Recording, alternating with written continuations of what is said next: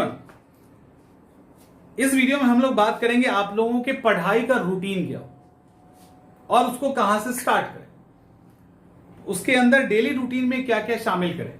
हम लोग अभी ये मान के चल रहे हैं कि आप लोग किसी भी तरीके से 8 घंटे, ठीक है, 8 घंटे आप लोग निकालें।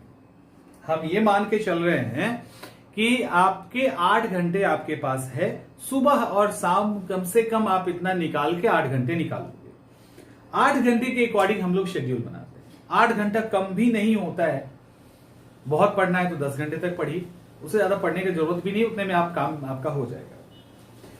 हम लोग अभी बात करेंगे बीपीएससी को लेकर, 68 एग्जाम को लेकर। देखिए, इस 8 घंटे में आप जो आवर्स है उसको 4 भाग में डिवाइड कीजिए तो वो बेहतर होगा।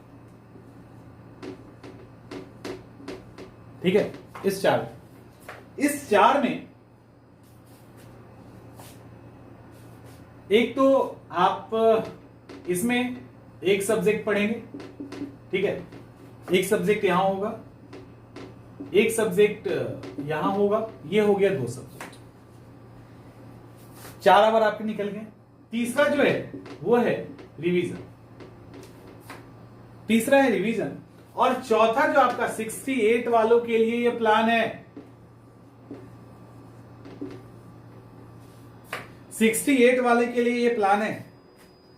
अभी आपको 8 घंटे का को स्टार्ट करना है, 8 घंटे का रूटीन बना के स्टार्ट करना है, क्योंकि रिजल्ट चाहिए तो उस तरह से मेहनत और टक्कर देना पड़ेगा आपको, उसमें कोई भी ऑप्शन नहीं है आपके पास। अब देखो कि कैसे कैसे करना है। यहां पे सब्जेक्ट 1 और सब्जेक्ट 2, मिनिमम और मैक्सिमम का जो फॉर्मूला मैंने बताया है 2 वाला, मिनिमम और मैक्सिमम, वो फॉर्मूला लेके चलिएगा। मिनिमम मैक्सिमम इसलिए कि मैक्सिमम उससे अधिक नहीं कीजिए क्योंकि एक रिदम नहीं पकड़ेगा, और मिनिमम इसलिए कि उससे कम कीजिएगा तो इंटरेस्ट कहीं ना कहीं चला जाएगा। इस 2 घंटे में आप जो भी सब्जेक्ट उठाना चाहें स्टार्ट। अब सवाल उठता है स्टार्टिंग कैसे करें, कई बार सवाल होता है ना स्टार्टिंग कैसे करें। तो स्टार्टिंग करने के सबसे अच्छा तरीका है, सबसे बढ़िया तरीका है कि आप उस सब्जेक्ट को उठाइए जो आपका सबसे पसंदीदा सब्जेक्ट, सबसे पसंदीदा है, जहां पे आपको स्टार्ट करने में कोई भी परेशानी नहीं होगी। क्योंकि पढ़ाई स्टार्ट करना इतना इजी और इतना आसान नहीं होता है, दिक्कत होती है, तकलीफ होता है। जो लोग पढ़ते हैं उनको समझ में आता होगा। कभी कभी 15-20 दिन छोड़ दो, उसके बाद लगेगा कि उधर जाना ही नहीं है, स्टडी टेबल की तरफ किताब भी उठाना पड़ेगा क्या, समझ में आ रहा है। तो ये दिक्कतें होती है। तो आपको अभी क्या करना है, आपको जो आपका सब्जेक्ट है उस सब्जेक्ट में जो भी एकदम आसान लगता है, एकदम ही आसान लगता है, उस सब्जेक्ट को आप यहां पे उठा लीजिए। दूसरे में आप कौन सा सब्जेक्ट उठाएंगे, दूसरे में आप वो सब्जेक्ट उठाइए जो थोड़ा मुश्किल है, क्योंकि एक तो आसान हो गया, एक थोड़ा सा मुश्किल है, तो उस मुश्किल कॉम्बिनेशन को उठाइए और पढ़िए। देखिए, जब आप आसान को उठाएंगे ना,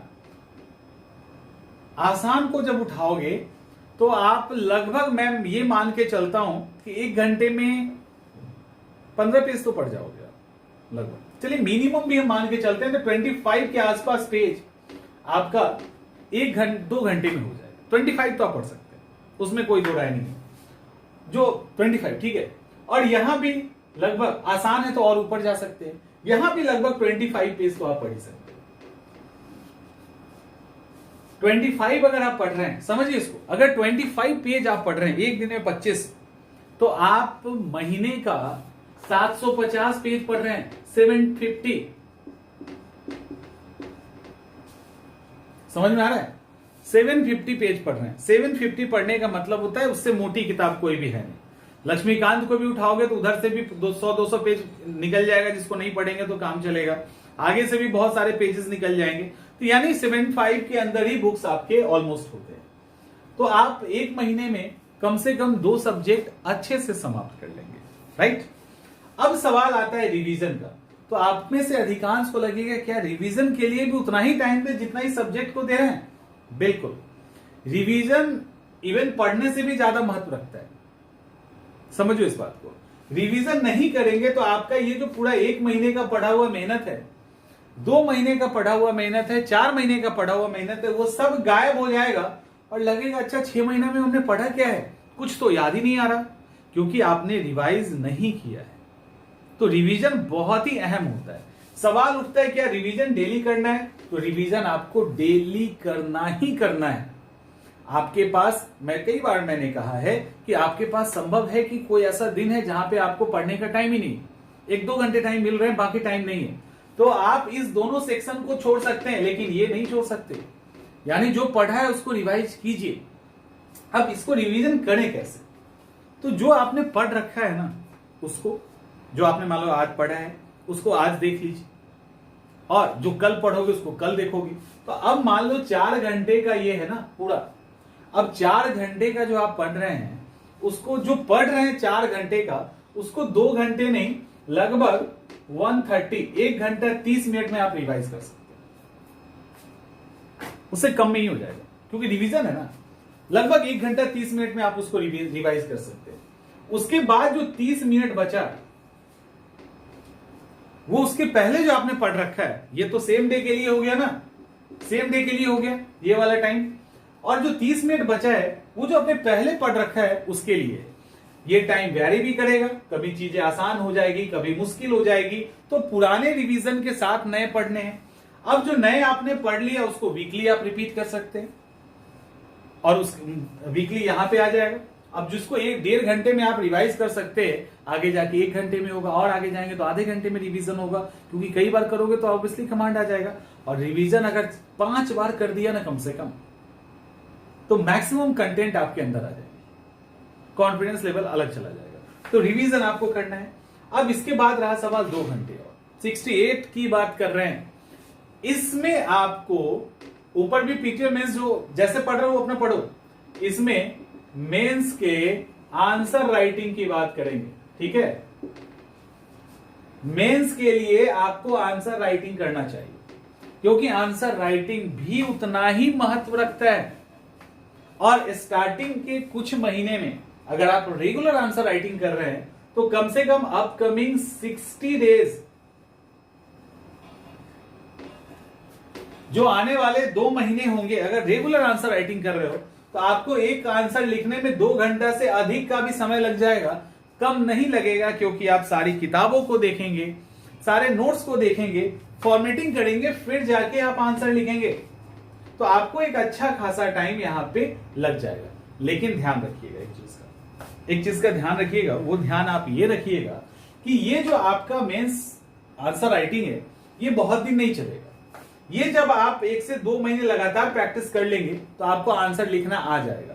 तब इसको या तो वीक में 2 दिन कर दोगे, या वीक में 1 दिन कर देंगे। तब यहां पे आपको कुछ एक्स्ट्रा टाइम और भी मिल जाएगा। समझिए इसको, कुछ एक्स्ट्रा टाइम और भी मिल जाएगा।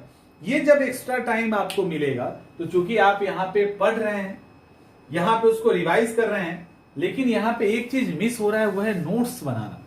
वो टाइम आपको नहीं मिल पा रहा है, ठीक है, नहीं मिल पा रहा है। तो कहीं ना कहीं कुछ दिन जब पढ़ लोगे, क्योंकि आप अब नोट्स मैं यहां पे देखो एकदम साइंटिफिक तरीके से मैं आपको समझा रहा हूं। मैंने इन 2 महीने में मैंने आंसर राइटिंग की बात जरूर की है, लेकिन मैंने नोट्स बनाने की बात नहीं की है। उसके पीछे कारण है, उसके पीछे का कारण क्या है कि आपकी स्टार्टिंग की हम बात कर रहे हैं। उसके पीछे का कारण यह है कि आप जब स्टार्टिंग करेंगे ना पढ़ना और रिवीजन करना, तो स्टार्टिंग अगर पढ़ें और उसी समय नोट्स बनाने लगेंगे, तो वो भी एक किताब ही तैयार हो जाएगा, वो भी एक बुक तैयार हो जाएगा। तो आपको इसलिए कहा कि जब 1 महीना 2 महीना निकल जाएगा, तब तक आप आंसर राइटिंग भी धीरे धीरे करना सीख लेंगे। तो तब तक आप बहुत कुछ पढ़ लिए होंगे, बहुत कुछ रिवाइज कर लिए होंगे, क्वेश्चन प्रैक्टिस कर लिए होंगे। अब आपको समझ में आने लगा होगा कि कौन सा हिस्सा इंपॉर्टेंट है, कौन सा कम है, कौन सा प्रीलिम्स के हिसाब से ठीक है, कौन सा मेंस के हिसाब से ठीक है। तब जब आप पॉइंट करोगे ना इसको, तब जब आप इसको बनाएंगे, तब जब नोट्स बनाना शुरू करेंगे, वो नोट्स आपके काम का होगा। उसके लिए कुछ दिन पढ़ना पड़ेगा।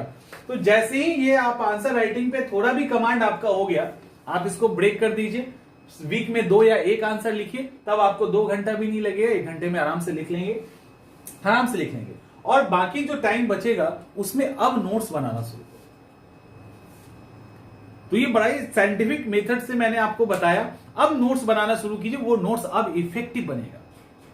जब 1-2 महीना आप पढ़ लोगे तो ये तरीका जो है इसको यूज कीजिए, स्टार्टिंग मेंस से कीजिए। अभी जो भी पढ़िए ना आप इस 2 घंटे के अंदर, स्टार्टिंग मेंस से करो, मेंस के क्वेश्चंस को देखिए, उसके अकॉर्डिंग आप अपनी स्टडी को आगे बढ़ाइए, तो ये आपको बहुत काम आएगा। तो होपफुली कि आप समझ गए होंगे कि आपको कैसे प्रेजेंट करना है। और इस बीच में 1 आध 2 दिन 4 दिन जो है महीने का वो बर्बाद भी हो सकता है, मैंने आप नहीं पढ़ोगे तब भी ठीक है, चलेगा, कोई दिक्कत नहीं, फिर भी आप आराम से इसको कवर कर लेंगे। 3 महीने 4 महीने होते होते आप एक बेहतर पोजीशन पे होंगे जहां से आप रिजल्ट निकाल सकते हो। क्योंकि 2 निकला सब्जेक्ट, अगले महीने 2 और निकलेगा, फिर अगले महीने 2 और निकलेगा, फिर अगले महीने 2 और निकलेगा। 4 महीने में 8 को तो उड़ा दिया आपने, अब क्या बचा ही नहीं। और उसके बाद रिवीजन तो कर ही रहे, उसको छोड़ा नहीं है आपने, रिवीजन पकड़ के किए जा रहे हैं, तो ये जो है ये सीधा अंदर जा रहा है। तो रिवीजन को मत छोड़िएगा, इस बात का ध्यान रखिएगा। बुकलिस्ट मैंने ऑलरेडी बता रखा है, तो आप जो है वहां पे उसको कर सकते हो। तो और आंसर राइटिंग एकदम ही श्योर है, ठीक है। तो होपफुली कि समझ में आ गई होगी चीजें, तो इसको आप कीजिए इस तरह से। और तो यही मुझे प्लान बताना था, क्योंकि पढ़े कैसे और कितना पढ़े इस पर चल रहा था। तो 8 घंटे पढ़िए, 8 घंटे काफी है, इतने में आप पकड़ लोगे आराम से। मिलते हैं अगले वीडियो।